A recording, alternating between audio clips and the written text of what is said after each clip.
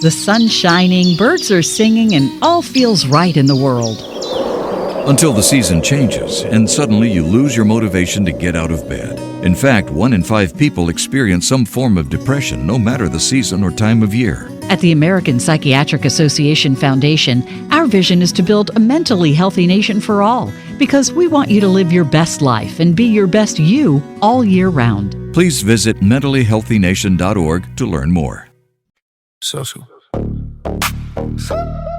did John Bukowski join me on the CJ Moneyway Show? We removed ego and focused on impact. Brick by brick, we build it. Talk less, we live it. Discipline, clarity, vision. Legacy, no gimmicks. This ain't for people who talk about success. This is for builders. This ain't for people who talk about success. This is for builders.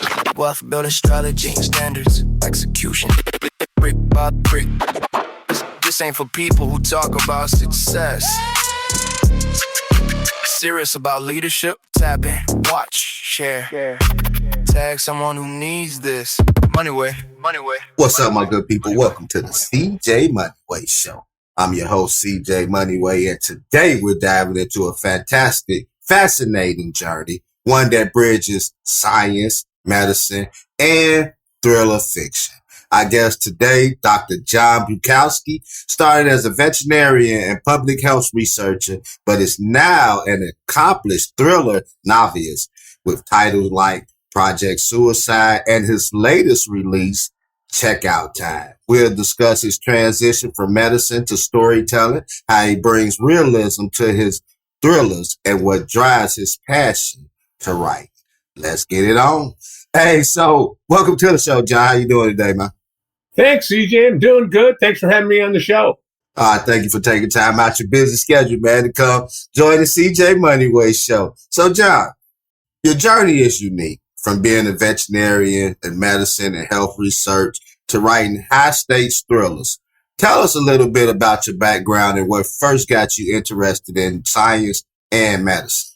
Oh, okay. I like to say I'm the most overeducated fiction writer in the country.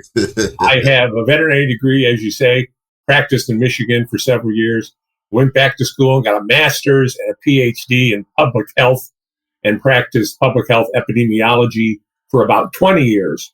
But back in undergrad, even back in high school and grade school, I had 3 passions. English reading and writing. Always been an avid fiction reader, loved reading, always loved my English classes. I minored in English in undergrad, majored in science, minored in English. History, big history buff, especially military history. Been studying that for 50-some years. And third was science. When I decided to focus on science, I had to let some of those other things go on the back burner. So I basically just circled back to my love of reading and writing. And that happened kind of when I was doing my public health research. I noticed that I was doing less and less research and more writing. Because whenever my bosses, whether it be in government or industry, needed something important written, they always seemed to turn to me because they knew I wrote well. Yeah. And I enjoyed it. So I left industry, and this is around 2004, and started doing contract medical writing journal articles for companies about their products, wrote some advertorials, did a lot of consumer writing on websites and consumer handbooks, did some radio scripts for a veterinary school down in Florida. And what's more natural than to go from that to fiction writing? Because every writer, no matter what you do, whether it's copywriting for advertising or technical writing, you want to write the great American novel. You know, you want to write fiction. So I started doing that around 2008, 2009. My first novel is still on my computer, probably never going to go anywhere. But it got me hooked. So I've been writing short stories. I've got 20 published and novels since then. And my first one was published, yay, in 2022. That was Project Suicide. I'll show you that right here, if I can get that in the picture. That's Project Suicide. And the second one came out the next year with same publisher, Checkout Time. And I've got 2 scheduled for this year. a sequel to Project Suicide called Bad Pennies, and also a dark thriller called The Peeper, about a serial killer who stalks social media. So you're a busy man, John. You trying to have as many books published as you got on your bookshelf back there, I see. Hey, so John, that's incredible, man. That's incredible. So John, I'm going to call you Dr. J. I'm going to put some respect on your name. So Dr. J, so what was the moment or turning point that made you say, I want to write fiction? Well, it was kind of a negative at the time, but it turned out to be a positive. And that was, I was doing my medical writing, had a pretty good contract business going, working with my wife. She did the editing, I did the writing. And the Great Recession hit around 2008. 2008, yep. And people weren't hiring contractors. No one was doing much of anything. They were just tucking in, not spending money. And so I had a lot of time on my hands.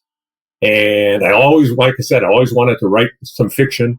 And I thought, okay, I've got time. I've got the gift of time. So I started writing. And it took me about 6-8 months. And I wrote my first novel, like I said. And that's still on my computer, not going anywhere. But it did get me hooked. So I started writing, started a couple other novels. Even when business picked up, I wrote some short stories. I got my first short story published 2018, I think. Yeah, 2018, 2017, something like that. And I went from there. It's one of those things like the acting bug, when it bites, you got to keep doing it. Yeah. So, John, with your storytelling and your writing, you bring a deep scientific and medical background to your books. How does that influence your writing, and how do you balance medical accuracy with storytelling? Well, my books aren't all that technical. Project Suicide was what you would call a techno thriller, kind of like Michael Crichton or one or two, Robin Cook, who wrote medical thrillers, both physicians. But the technical part is kind of the hook. Alfred Hitchcock used to talk about a thing called the MacGuffin. Mm-hmm. And the MacGuffin is something in a story which really isn't that important to the audience, but it drives the characters. Whether they're searching for microfilm or industrial diamonds, it doesn't really matter. And so the technical material is kind of my MacGuffin. It gets the reader hooked and says, this guy knows what he's talking about. It's like a good con man. I liken fiction writing to a con artist. They don't start off saying, I'm going to sell you the Brooklyn Bridge. Yeah. They start off getting you fascinated with them and what they know. And then they feed you the lies. And just like a con artist, the fiction writer's telling lies. You're making up stories. Yeah. But you want them to be realistic lies. So you add just a touch of that technical material made in a way that people can understand. And I had a lot of practice doing that when I was doing my consumer writing. And they go, wow, this guy's showing me behind the scenes. He's showing me what it's really like. And then when you feed them some BS, they buy it. They suspend their disbelief. And I think that's what all fiction writers do to a certain extent. You do it maybe a little bit more with like a techno thriller or something like that. Yeah, you're right about one thing. Being a writer myself, fictional writing, yes, you add in what you want to, but you just make your own story and just go with it. You make with some characters. And I teach a course in using research in fiction writing. And one of the sections of it is never forget you're writing fiction. Never forget you're telling a lie. You're making stuff up. Yeah. So it's nice to have the research behind you. It makes your knowing, they say, write what you know. And when you write what you know, it has much more force. It's truer sounding to the reader. Yeah. But you can also make stuff up. And that's the whole point, really. You're making stuff up. Yeah. So never forget you're writing fiction. You're telling a story. You're making up a lie. You're right. It's my story. I tell it how I want to. Right. Hey, so you don't know if it's a lie or not. I definitely know it's a lie because I'm writing it. Hey, so Dr. J, with that being said, do you ever feel a responsibility to educate readers through your fiction, or is it just for purely entertainment?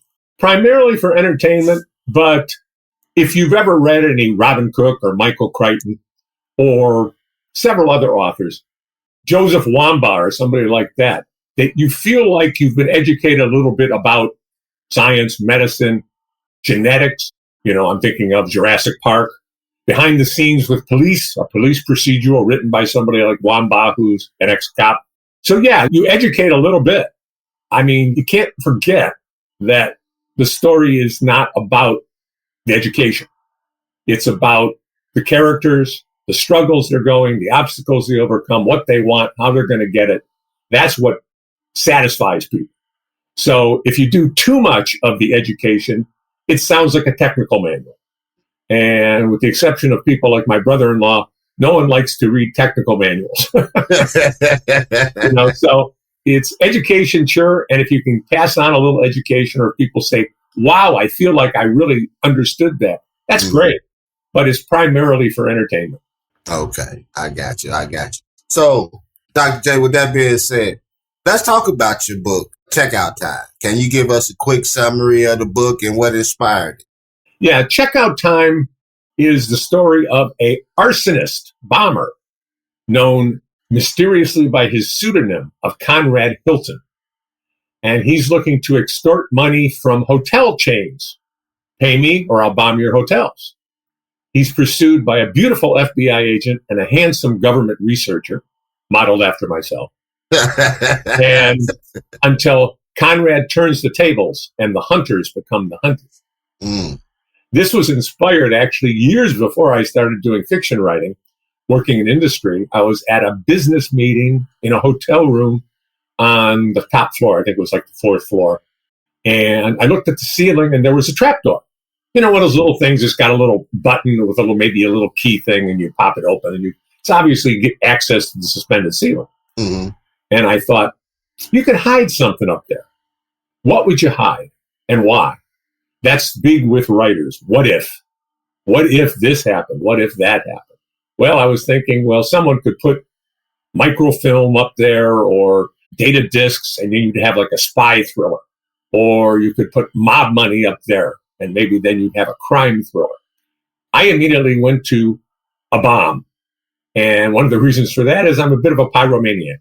Ever since I was a kid, I like anything that explodes or burns. Because a lot of men are like that. So I said, bomb. Why would you put a bomb up there? And the first thing that came to mind is there was a great movie not a lot of people have seen from the 1970s called Roller Coaster, where there was a guy looking to extort money from amusement parks. Pay me or I'll bomb your roller coaster, and you'll be killing people, and that'll be bad for business, and people will die, and whatever. And so I said, perfect. This guy could extort hotel chains. And I'm thinking, well, can you sneak a bomb into a hotel room? Yeah. I mean, it's not like there's TSA checking you down. You could have a backpack nuke on when you go into the hotel, and all they'll ask you is how many card keys you want. There's no detectors or anything. So I said, perfect. And that got me started and checkout time. So, John, with Checkout Time, a thriller, and I like the concept. The bomber. Thrillers often have strong characters that drive the story. Who's the protagonist in Checkout Time, and what makes them compelling? There's really two protagonists. The main one is a government researcher named Thomas Tomasinski. So naturally, his nickname becomes Tom Tom. He doesn't like it, but of course, he tells people he doesn't like that, which means he gets it more and more. They keep doing it, yeah. Right. And he's in the hotel where the first bombing takes place. And on the same floor is a beautiful government researcher named Sally Butterworth. Now, of course, she's called Sally Pancakes. And they meet up in the bar. She blows him off, but then they meet up for a second time when the bomb goes off on their floor. And so they're both become involved in this investigation. She's the FBI. He's got technical knowledge he's working in an area of occupational fires. So it's perfect mix. And they become embroiled in the hunt for Conrad Hilton, who's a bit of a chameleon. He's really good with disguises and voices and things like that. And so it becomes more difficult to catch him because he can always blend in somehow.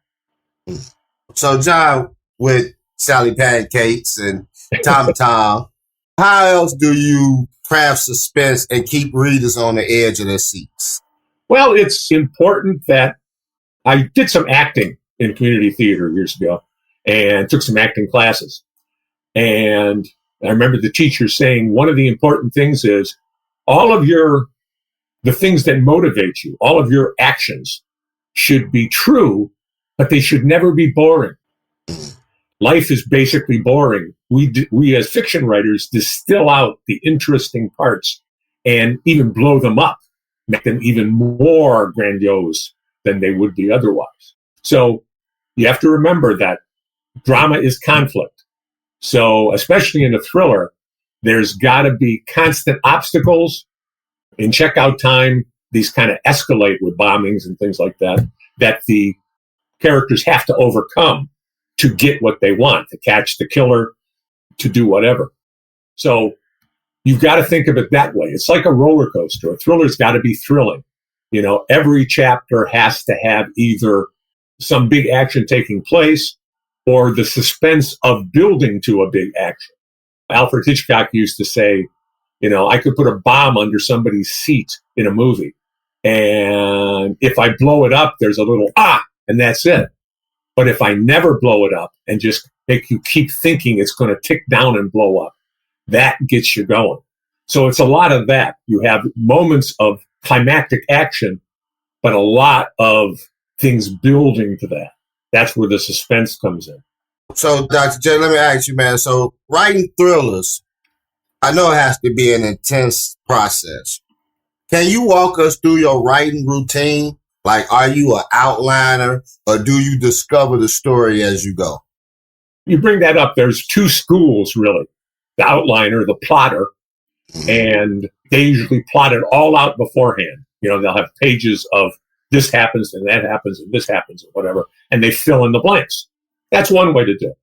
I like to do it, I'm kind of driven to do it, by seat of your pants. You start off with an idea and maybe an opening thought, how this could start. And then you discover the story as you're going along.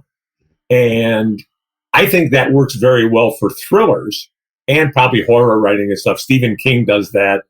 Elmore Leonard did that, because you're surprising yourself on what's going to happen next. You're going to surprise the reader. Thrillers with the constant suspense and stuff, seat of your pants works well. If I was writing romances or mysteries, classic mysteries that are formula, well, then plotting would probably make a whole lot more sense. You know, you have to know where you drop in your characters, where you drop in your red herrings, your clues, things like that.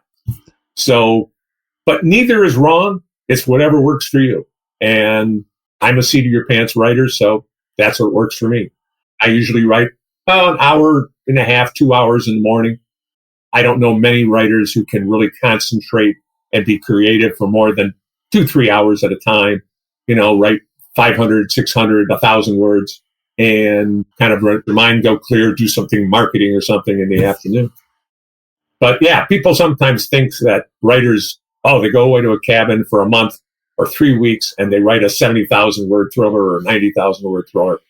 It doesn't really work that way. Stephen King, who is one of my influences, who is probably the most prolific writer possibly there's ever been, he writes 2,000 words a day, which is a lot, but it's 10 pages, 8 pages, you know, but he does it every day. Yeah. So. Check out the movement. Family, real quick. Lean in. If you're listening to this right now, then you already know the Moneyway ain't just a podcast. It's a movement. So make sure you tap into everything we building.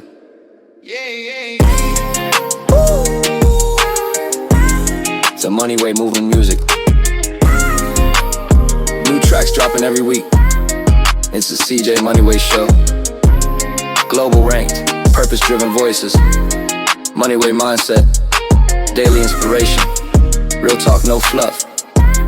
You can find it all right now on Instagram, YouTube, and everywhere you stream. Just search out to Moneyway. That's where purpose lives. That's where the next level starts. And that's where we leveling up together. Now let's get back to the show. Plus that Stephen King and all his books turned into number one blockbusters, movies. So he's really prolific, and he may be slowing down a little bit, but he's still very creative. Yeah, very creative. So let me ask you, like you say, people go to their cabins and think that's the misconception that you say. So every writer faces obstacles. What's been the biggest challenge in transitioning from medical writing to fictional writing? I think for me, the biggest transition is learning that you don't have to you can't cut to the chase right away. In medical writing, technical writing, the main thing is being clear. And the second thing is getting to the point. Well, in fiction writing, if you got to the point right away, you got a 10-page book. You have to build characters. You have to build suspense. We talked about that. You have to throw obstacles in the way. You have to resolve plot lines, have the character arc. What are they learning? How are they progressing or changing? All that takes time and build up. And you can't rush and try to do it all, like I said, in a few weeks, like people sometimes think you do. It takes time. It takes thinking. So in that respect, it's still important to be clear. Your writing should be clear. People should understand it. But you have to build it up. You have to, I'm not going to say pad because you don't want your writing to be like padded, but you have to populate your writing landscape with the interesting characters and obstacles in their way, things like that. It's a much more grand process than it is for medical writing, where you're just trying to get the facts out there. Boom, boom, boom, boom.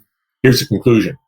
So, Doc, there's a lot of people who dream of writing a book but don't know where to start. What advice would you give to aspiring authors, especially those transitioning from another career? The first thing is 2 things you have to do if anybody wants to be a writer. If you don't do these things, you can't be a fiction writer for sure. Mm-hmm. Read a lot and write a lot. It's good to take writing courses and stuff, and people get MFAs and all that. That's fine. But the main way you learn how to write is from reading good writing. Like I said, I've been reading since probably I was about 6 or 7 years old, and read a lot of books, a lot of fiction books, went through phases of, Jules Verne and Tolkien and all that stuff. But you got to read to know how to write, both from the grammar and just how fiction is put together, how stories are told.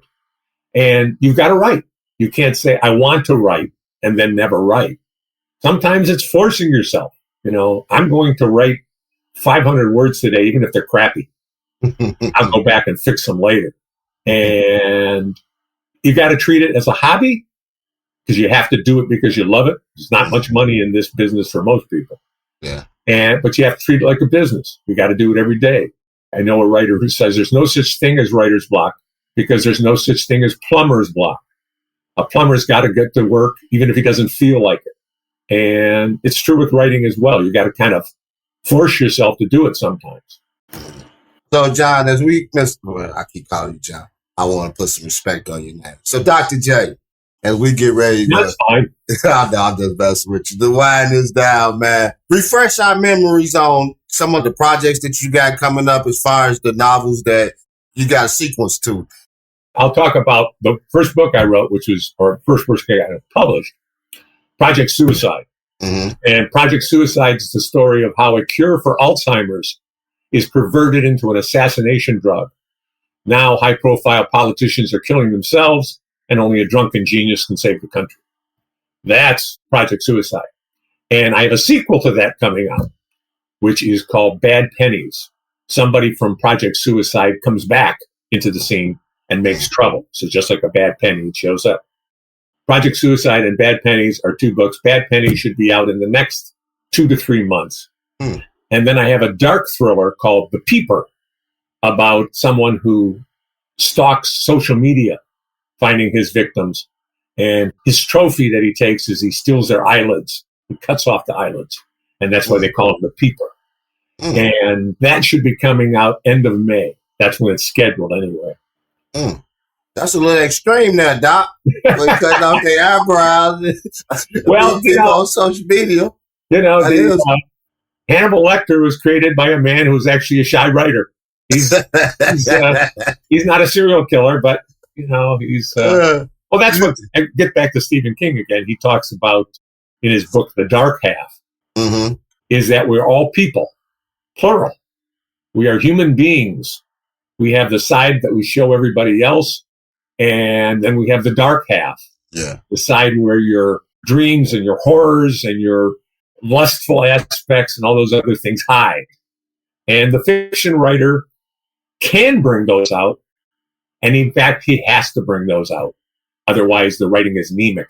It's forced. So you got to have those characters. I've got serial killers. I've got mad bombers. If it's in your imagination, it can be on the page. Yeah, like you said, that's dark.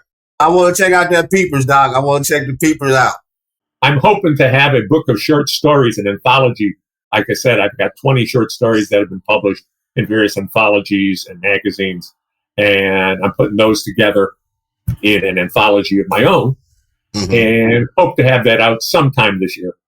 Oh, that's cool, Doc. Wish you a lot of luck, great success, man. What you're doing sound like you're a very, very busy man.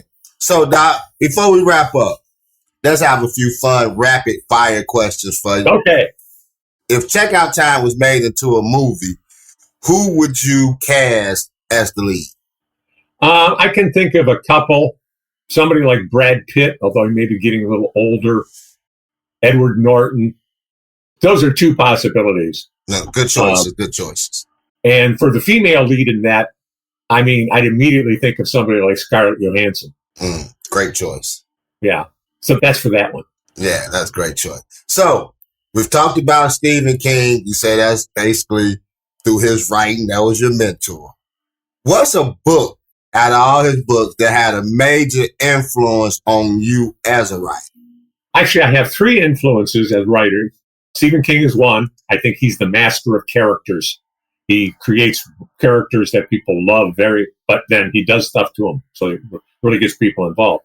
The master of dialogue is Elmore Leonard. And I've read most of his books. He passed away 5-6 years ago. And the third one is Ernest Hemingway, kind of the great American writer. But this King book that probably most influenced me was the first one I read, The Shining. And that was a book that, it was in the fall, kind of Halloween time when I was reading it. And I could go out, I was a student at the time, go out to move my car off the street. And, you're looking over your shoulder because, nothing's going to happen, but he's instilled that in you. Yeah, and I thought, boy, that's a real gift to be able to do that. Yeah. And it was a great movie as well.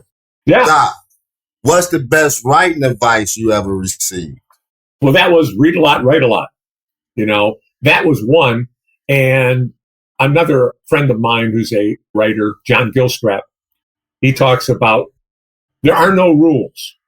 Now, people can talk about where a thriller has to have a certain structure, and there's some truth to that. We talked about mysteries and romance having certain formulas that you have to use. But by and large, there are no rules. However you want to write, if it works for you and people want to read it, it's fine. You don't need like some people, you have to have an outline, you have to do, well, if it works for you, it's fine, but you don't have to do that. So that was another good piece of advice, is that there's no rules. It's however you want to do it. Don't feel bad. Don't beat yourself up because you do it different than they say you should. Yeah. So, John, dead or alive, who would be the author that you would most want to have dinner with? That would be probably Ernest Hemingway. Oh. He was bigger than life in a lot of respects. Heavy drinker, quite the partier, quite hold court, loved to talk to people and stuff. He was an interesting guy, flawed guy, but interesting. And probably would be Ernest Hemingway. So I know that The Shining was the book that got everything going, had you looking over your shoulders as you was outside reading it on your car. What's your favorite thriller movie of all time? Oh, that's tough because I got a lot of them. I mean, and they're different genres. I mentioned Roller Coaster as a fun kind of crime thriller from the 70s. Heat and Manhunter with Michael Mann are two great crime thrillers in that genre. There's a great old thriller, psychological thriller from the 60s called Mirage with Gregory Peck. 3 Days of the Condor with Robert Redford is a great spy political thriller. Another great kind of political thriller is Day of the Jackal. That's from the 70s. And they remade that. They did with, I can't think of his name right now. I remember the Jack. Oh, Bruce Willis, wasn't it? Bruce Willis, yeah. He played Yeah. But those are all great. I love thrillers. I mean, I've watched a lot of thrillers. And those are kind of ones that are on my list. I watch them every year. Okay. There's a couple other ones. Like I like the Alfred Hitchcock political thriller, Topaz. But there's a lot of great thrillers out there. So, Doc, where can we find your book? Where can we find you on social media? Books, Amazon. You can also find links on my website, thrillerjohnb.net. And go to Amazon. The easiest way to get to them is the two that are currently out, Checkout Time and Project Suicide. Just go checkouttimenovel.com, projectsuicidenovel.com. Take you right to Amazon. Also, you can ask your library to get the books. They're available. You can order them through Barnes & Noble or whatever. Order them from a local bookstore if you like to go to brick and mortar bookstores. So any place Ingram distributes, you can find them. Should be the same with my two coming out this spring. And one thing I want to say is I hope people look at the books, like them and read them. And if you do, leave a review on Amazon, and it helps a lot because it helps people decide whether they want to read the book. They see the number of stars in the reviews. And it also helps with the way Amazon markets it, places it in the queue. So if you like it, nicest thing you can do to an author if you like their stuff is to leave a review. Yep. And the same thing as a podcast. If you like this episode, please go to Apple and leave a review. It goes a long way. And he's definitely right about that. He's definitely right about that. Wow. What an incredible conversation with Dr. J, from his journey in veterinary medicine and health research to crafting intense thriller stories like Checkout Time, Project Suicide. And Project Suicide. I like Saturday Pancakes. John's story is a testament to following your passion and embracing new chapters in life. If you're a fan of suspenseful, fast-paced storytelling, make sure to check out Checkout Time and Project Suicide. You can find John books on Amazon, his website, or wherever you get your thrillers. And don't forget to follow him on social media to stay updated on his upcoming sequels to both Project Suicide and Checkout Time. If you enjoyed today's episode, do me a favor. Subscribe to the CJ Moneyway Show, as we just spoke about. Leave a review and share this episode with someone who loves a good thriller or is thinking about making a big career pivot. That's it for today. Keep it pushing, keep planting seeds, and as always, stay motivated. I'll catch you on the next episode of the CJ Moneyway Show. Hey, this your boy CJ Moneyway and my man Dr. J. We out of here. Peace.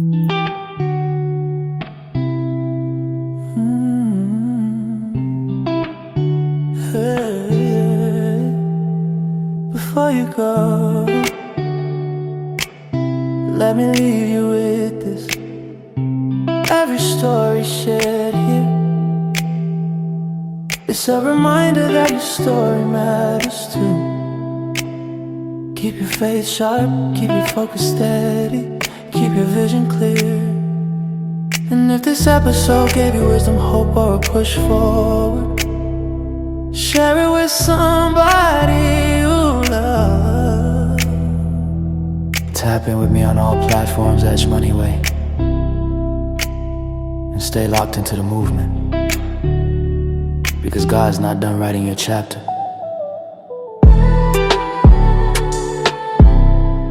This is the CJ Moneyway Show. Brick by brick, and always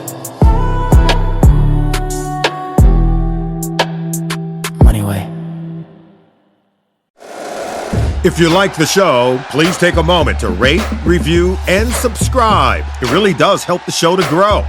Thank you for listening.